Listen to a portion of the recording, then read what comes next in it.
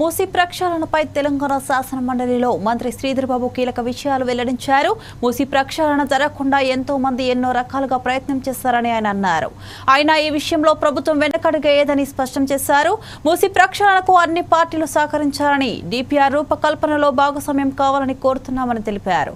మూసీ ప్రక్షాళన పేరిట BRS party హడావుడి చేసింది, కానీ చేసిందేం లేదని అన్నారు.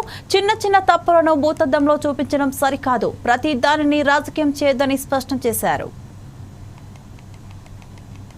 కూడా ఈ ప్రాజెక్టు చేపట్టాలని ఆలోచన చేస్తా ఉన్నాం అధ్యక్ష.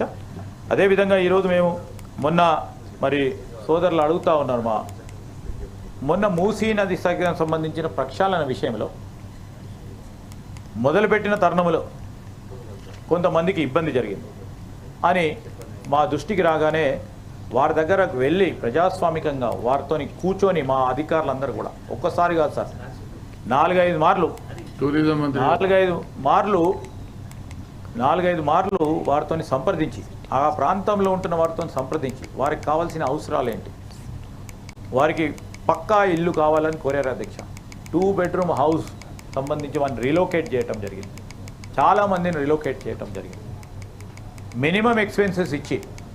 అదేవిధంగా వారికి ఉపాధి కోల్పోతాము దగ్గరలో లేకుండే అంటే ఆ ఉపాధి గురించి కూడా బస్సులు ఏర్పాటు చేసుకొని వారు ఎక్కడైతే పనిచేస్తూ ఉన్నారో వారికి బస్సులు ఏర్పాటు చేయడంతో పాటు వారికి కావాల్సింది స్వయం ఉపాధి పథకాలకు సంబంధించిన ఫైనాన్షియల్ అసిస్టెన్స్ను కూడా ఇచ్చుకుంటూ రేపు కాబోయే కాలంలో క్వాలిటీ ఆఫ్ లైఫ్ అధ్యక్ష, క్వాలిటీ ఆఫ్ లైఫ్ని ఇంప్రూవ్ చేయాలనే ఉద్దేశం.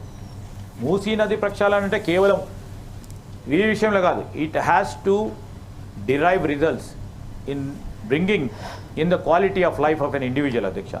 దాంతోపాటు ఈ రివర్ బెడ్లో ఉన్న వారందరికీ కూడా ఇప్పుడు సోదరులు అడిగినట్టు 309 మంది ఫ్యామిలీస్కి 2 బెడ్రూమ్ల ఇల్లు ఇవ్వటం జరిగింది అధ్యక్ష.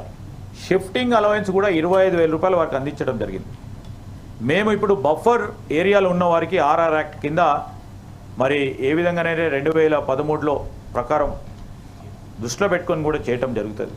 అక్కడ ఉన్న మా మహిళా సోదరులకు స్వయం మరి సెల్ఫ్ హెల్ప్ గ్రూప్స్ మహిళలకు 2 లక్షల రూపాయల వరకు వారికి ఫైనాన్స్ చేయటం జరిగింది. ఇందులో 1,40,000 ప్రభుత్వ పరంగా మొట్టమొదటిసారి 1,40,000 రూపాయలు పూర్తి స్థాయిలో సబ్సిడీ గ్రాంట్ ఇవ్వడం జరిగింది అధ్యక్ష.